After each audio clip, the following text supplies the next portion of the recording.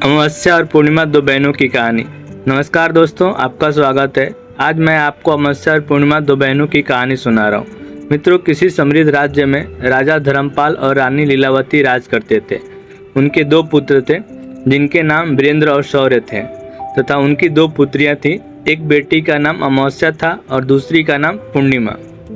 पूर्णिमा, जिसका मुख चंद्रमा जैसा दिव्य था, वह सुबह से संध्या तक मंदिर में भगवान शिव की आराधना करती, गरीबों को भोजन देती, तुलसी को जल चढ़ाती, अपने माता पिता की सेवा करती थी। पूर्णिमा बहुत ही धार्मिक प्रवृत्ति की थी। वह हमेशा पूजा पाठ किया करती, गरीबों की सेवा करती और घर का सभी प्रकार का काम भी करती थी। लेकिन वही दूसरी ओर अमावस्या, जिसे राजसी ठाठ पसंद थे, वह दिन भर श्रृंगार करती, नौकरों पर चिल्लाती, पूजा को व्यर्थ का कर्म कहती। अमावस्या को पूजा पाठ में कोई रुचि नहीं थी। वह ना तो पूजा करती थी और ना ही कोई काम करती थी। लेकिन दोनों बहनें एक दूसरे को बहुत प्यार करती थीं।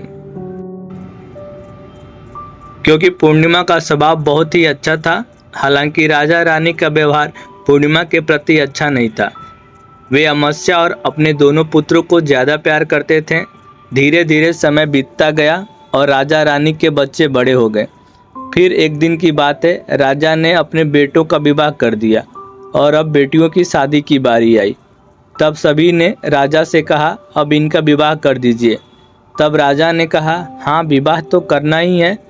तब रानी ने राजा से कहा, महाराज, पूर्णिमा तो साधारण ब्राह्मण के योग्य है, इसे किसी गरीब के घर ब्याह दो। और हाँ, भूल से पूर्णिमा का विवाह किसी बड़े घर में मत करना, क्योंकि इसे तो भोजन, कीर्तन, पूजा पाठ और कहानियाँ सुनना पसंद है। अगर यह बड़े घर में गई तो यह सब नहीं कर पाएगी, इसलिए इसकी शादी किसी गरीब के घर में ही कर दीजिए। तब राजा साहब ने कहा, ठीक है। फिर से रानी ने कहा, महाराज, अमावस्या भी तो विवाह के योग्य है। अमावस्या तो एक राजकुमारी जैसी है, इसके लिए भी वर देखिए और दोनों बहनों का विवाह एक साथ कर दीजिए। तब राजा ने पास के गांव के राजा के बेटे के साथ अमावस्या का विवाह कर दिया और उसी गांव के एक गरीब किसान के बेटे के साथ पूर्णिमा का विवाह कर दिया। जब राजा ने रानी को यह बताया तो वह बहुत खुश हुई। मित्रों, अब राजा और रानी ने बिना किसी विचार के अपनी ही बेटियों के बीच पक्षपात किया। रानी के कहने के अनुसार अमावस्या का विवाह धनवान राजकुमार से हुआ। उसे सोने चांदी की पालकी, नौकर चाकर दिए गए। वहीं दूसरी ओर बेचारी पूर्णिमा को एक किसान के घर भेज दिया गया। उसे केवल एक पुरानी साड़ी और बस एक तुलसी का पौधा दिया गया। तब रानी मन में सोचती हुई कहती है, अब देखते हैं कि पूर्णिमा गरीब किसान के घर कैसे रहती है।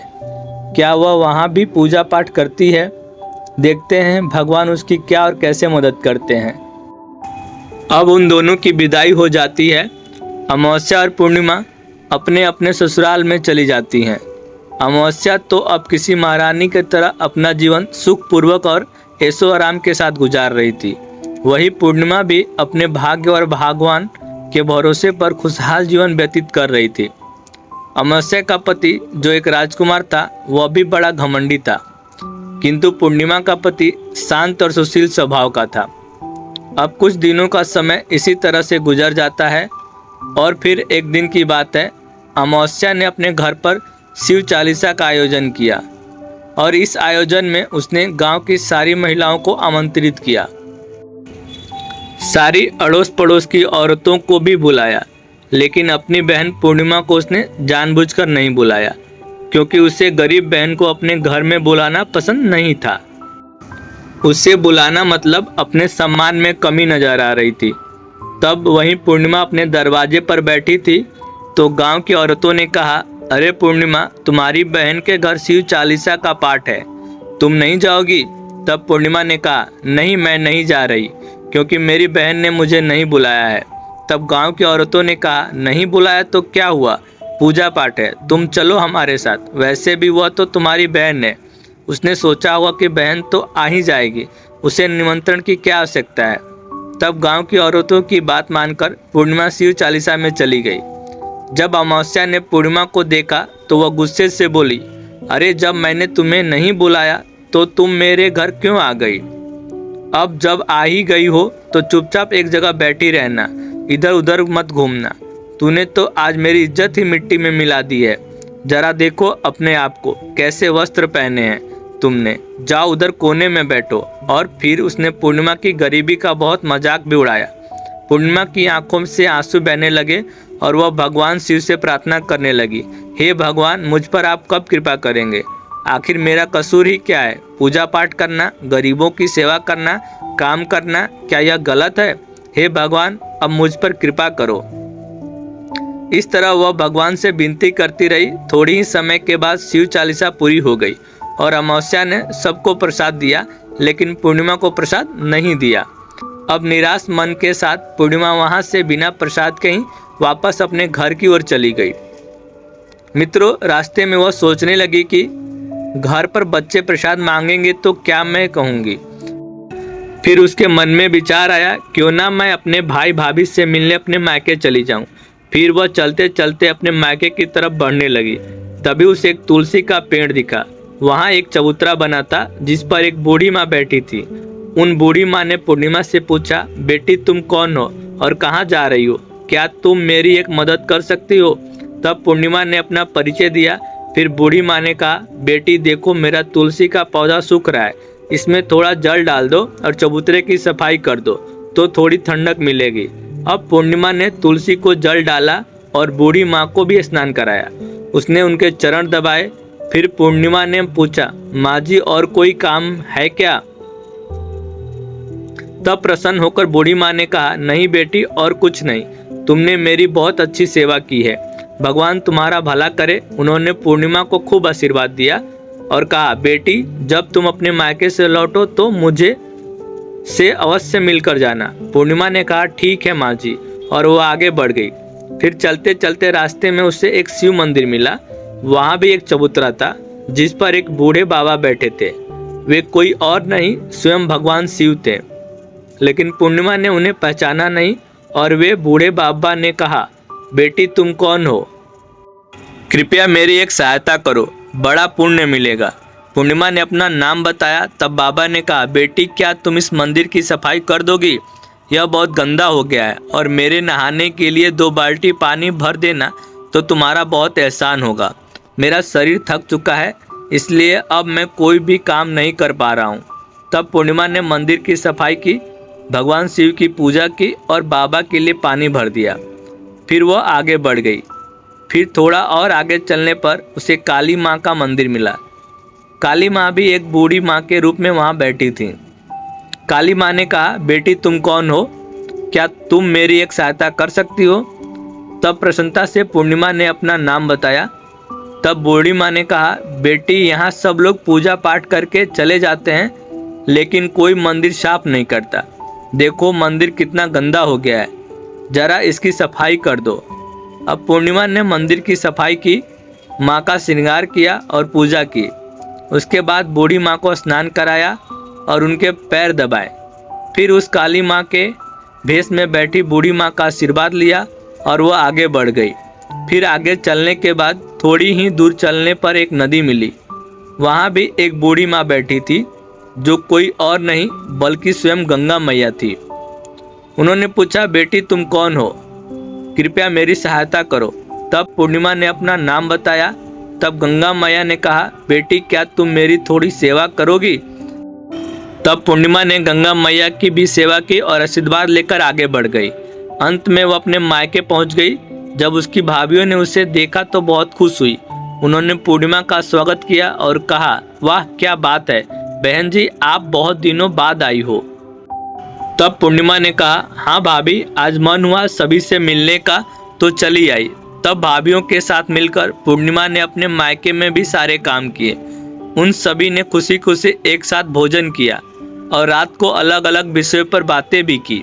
फिर अगली सुबह जब वह जाने को तैयार हुई तो भाभी ने उसे एक लाल साड़ी दी और कहा, इसे पहन लो और जल्दी जल्दी आया करो, बहुत दिनों बाद आई हो।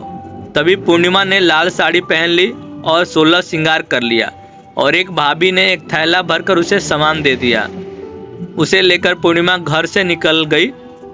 मित्रों, चलते चलते रास्ते में वह नदी मिली जहाँ गंगा मैया बैठी थी। उन्होंने कहा, बेटी आ गई अपने मायके से, क्या लाई हो?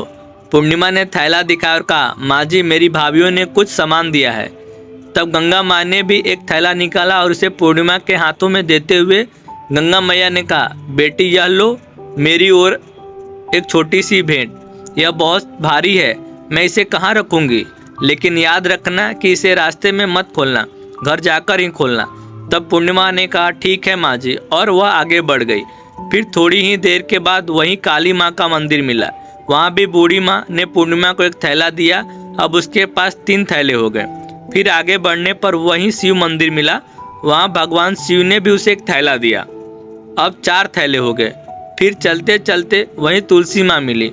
उन्होंने भी एक थैला दिया। अब 5 थैले हो गए। जब पूर्णिमा अपने घर पहुंची तो उसने सभी थैले खोले। पहले थैले में खाने पीने की चीजें और कपड़े थे। दूसरे थैले में सोने चांदी के आभूषण थे। तीसरे थैले में धन संपत्ति थी। चौथे थैले में अनाज भरा हुआ था और 5वें में महंगे वस्त्र थे। अब पूर्णिमा के घर में किसी चीज की कमी नहीं थी। वह खुशी खुशी रहने लगी। फिर एक दिन पूर्णिमा ने सोचा कि क्यों ना मैं शिव चालीसा का आयोजन करवाऊं, और उसने शिव चालीसा रखी और सबको बुलाया। वह न्योता देने के लिए अपनी बहन अमावस्या के घर भी गई। और फिर जब अमावस्या अपनी बहन के घर आई तो वह पूर्णिमा के घर में धन दौलत देखकर आश्चर्यचकित रह गई। उसने पूछा, अरे बहन, अचानक से तुम्हारे घर में इतना धन दौलत कैसे आ गया? तब शांत स्वर में प्रसन्नता से पूर्णिमा ने कहा, देखो बहन, जिस दिन तुमने चालीसा रखी थी तो मुझे नहीं बुलाया, फिर भी मैंने बिन बुलाए तुम्हारे घर गई, लेकिन तुमने मुझे प्रसाद नहीं दिया। फिर मैं मायके गई और वहाँ से यह सब लेकर आई। अमावस्या ने कहा, अच्छा तो यह बात है, अब मैं भी जाऊंगी मायके, तुम भी मुझे डांटना और प्रसाद भी मत देना। तब पूर्णिमा ने कहा, अरे बहन, यह तो भगवान का प्रसाद है, मैं तो सबको दूंगी। लेकिन अमावस्या ने प्रसाद नहीं लिया और अपने घर जाकर बच्चों से कहकर मायके चली गई। अब चलते चलते रास्ते में वही तुलसी माँ मिली। जब उन्होंने अमावस्या को कहा, बेटी यह चबूतरा साफ कर दो और तुलसी में पानी डाल दो, कृपया मेरी मदद करो। तब क्रोध में आकर अमावस्या ने कहा, ये बुढ़िया, मैंने इतनी महंगी साड़ी पहन रखी है, यह गंदी हो जाएगी, मैं कुछ नहीं करूँगी। फिर आगे चलकर भगवान शिव मिले तो उनसे भी उसने ऐसा ही कहा। काली माँ और गंगा मैया से भी उसने यही कहा। उसका अभद्र व्यवहार देखकर सभी देवी देवता रुष्ट हो गए। अब जब वह मायके पहुंची तो भाभीियों ने उसे देखकर कहा, अरे महारानी, यहाँ कहाँ से आ गई? इसे तो कुछ काम भी नहीं आता, बस आ गई अपना मुंह उठाकर मुफ्त में भोजन खाने के लिए, बिन बुलाए ही आती है, इसे कोई शर्म भी नहीं है। और तभी रात्रि में अमावस्या खाना खाकर सो गई। सुबह होने पर वह बोली, भाभी मैं जा रही हूँ। भाभी ने कहा, ठीक है, जाओ महारानी जी। तब अमावस्या ने कहा, भाभी, पूर्णिमा को तो आपने थैला दिया, मुझे कुछ नहीं दिया। भाभी ने कहा, जाओ, तुम्हारे घर थैला पहुँच जाएगा। तब अमावस्या चल दी। रास्ते में गंगा मैया, काली माँ, भगवान शिव और तुलसी माँ भी सभी ने उसे थैले दिए। लेकिन जब वह घर पहुंची और थैले खोले तो एक में मिट्टी, दूसरे में पत्थर और तीसरे में सांप बिच्छू निकले। अमावस्या ने अपना सिर पीट लिया और कहा, हे भगवान, मुझे मायके में भी कुछ नहीं मिला और यहाँ भी कुछ नहीं मिला। फिर वह दौड़कर पूर्णिमा के पास गई और बोली, तुझे इतना सब कुछ मिला, मुझे कुछ भी नहीं। तब पूर्णिमा ने कहा, मैं मायके जाती हूँ तो भाभीियों का काम करती हूँ, तुमने तो कभी भाभीियों की मदद नहीं की। तुमने गंगा मैया, शिव जी, काली माँ और तुलसी माँ सभी को ठुकरा दिया, इसलिए भगवान ने तुम्हें कुछ नहीं दिया और उनका अपमान किया। तब अमावस्या ने कहा, बहन मुझे माफ़ कर दो, मैंने सदा ही तुम पर अत्याचार किया, अब मैं भी भक्ति करूँगी। तब पूर्णिमा ने कहा, बहन 3 सूत्र हमेशा याद रखना, सदैव दूसरों पर दया करना और प्रतिदिन चालीसा पढ़ना। तीसरी बात, 108 बार ओम नमः शिवाय का जाप करना, इससे अब तुम्हारे सारे दुख दूर हो जाएंगे। घर आए लोगों की सेवा भी करना। अरे बहन, भगवान ने जो 3 सूत्र दिए हैं उन्हें प्रसाद के रूप में स्वीकार कर लेना और हृदय में बसा लेना। मैंने सच्चे मन से भगवान की पूजा की, सबकी मदद की, इसलिए मुझे सब कुछ मिला। तुम्हारे पास जो भी था वह तुम्हारे अहंकार के कारण खत्म हो गया। अब अमावस्या अपने घर गई और पूजा पाठ करने लगी। वह भगवान शिव से माफ़ी मांगने लगी और धीरे धीरे उसकी भी परिस्थितियाँ बदलने लगी। तो मित्रों, जय हो भगवान शिव की। अगर आपको यह वीडियो पसंद आया हो तो कमेंट बॉक्स में कमेंट करके ज़रूर बताइए। साथ ही इस वीडियो को ज़्यादा से ज़्यादा शेयर कीजिए और कमेंट में सच्ची श्रद्धा से ओम नमः शिवाय जरूर लिखें।